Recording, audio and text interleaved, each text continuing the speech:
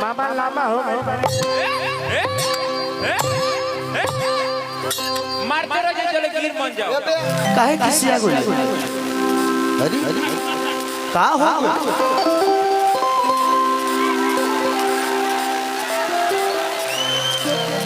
तब मरद मनावे लो आ गाना कौन गावे कि काहे खिसी आइल बाड़ू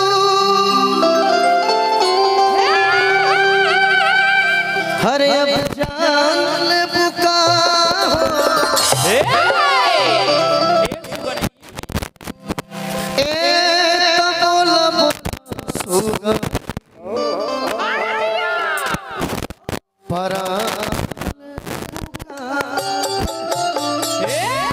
क्या चाहिए कान में बताओ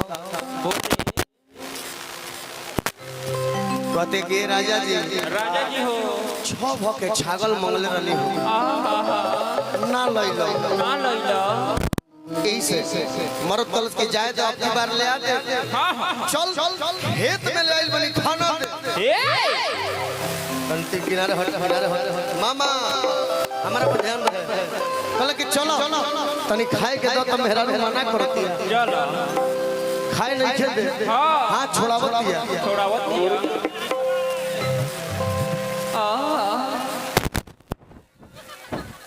मेहरा कहती कम खाए के ना दे खाए के ना देबे देबे कि ना देबे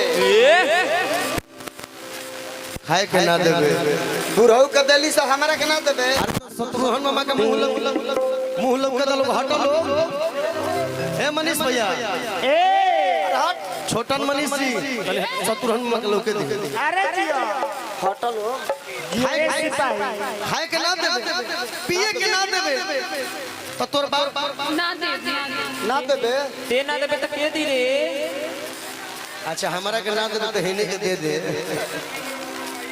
मरद कहलस कि ना देबे तो तोर बाप हमरा हाथ काहे धर बाप हो बाप खाए के ना देबे खाए दैया पिए के ना देबे अरे मार डाला रे तो का करबे मामा पसीना खाए के ना देबे पिए के ना देबे होई लड़की के भाई अरे इधर ढेकला दिया तुम मेहरारू गावती है गाना को बाप रे बाप कि मरले बात तो गलवा में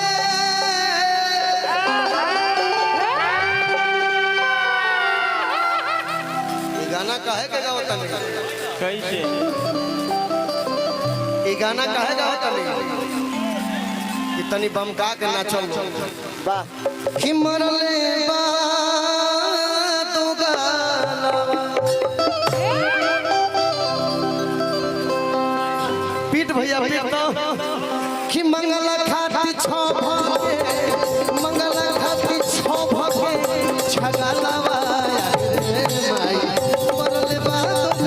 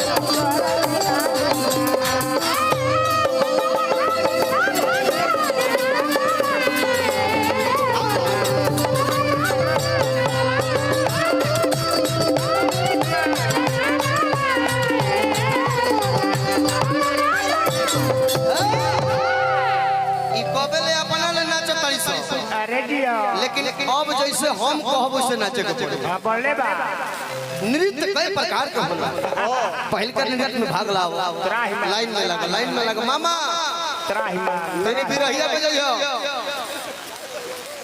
नृत्य करे बाबा नृत्य ए भाई बता तुम्हें अब तका हो।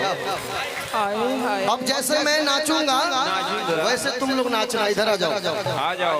पहले का नृत्य ए भोजपुरी के निमन गौनिहार रामा शंकर यादव कहीं तू बोला हो तारा मा शंकर भाई नची है।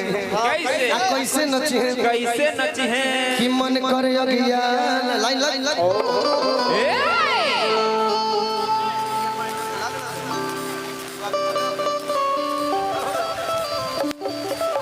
कि मन करे अगिया लाइन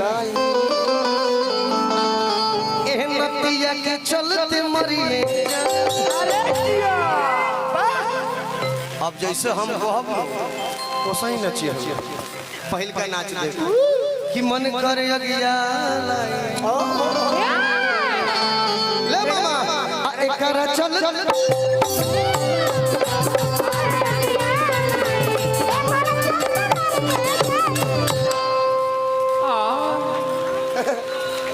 ई प्रोग्राम होत लपवेले। अब गाँव नहीं होता ये तो मजाक होत रहे सबका। कन्हे ने फिर से मार वही लाइन कि मन कर दिया आओ सही जैसे हम कहनी हो एकरा चलते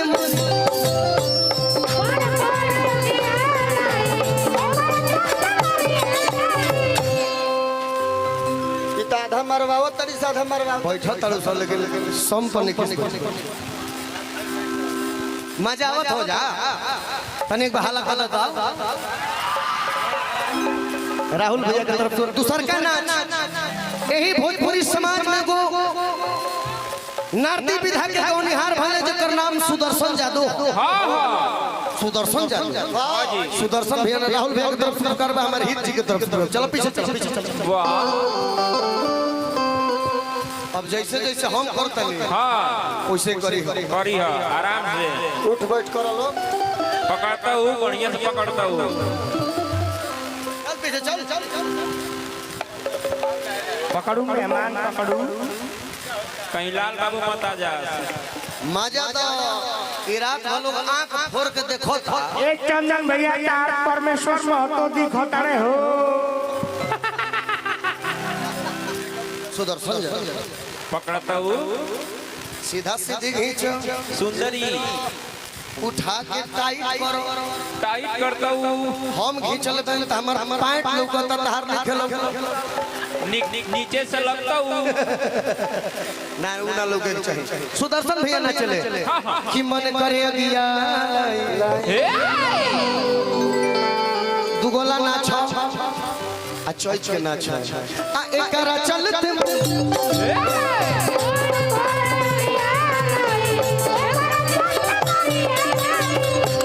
सब हट खाली अकेले करी कर हो जो अकेले आओ अकेले करो जो कि मन करे अगिया आ एकरा चलते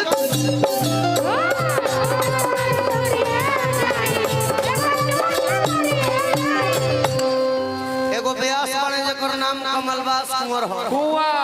उनकर देह ना हिले ना दारू पियो उनकर का हिले लहने आओ कि मन करे अगिया अरे आ एकरा चल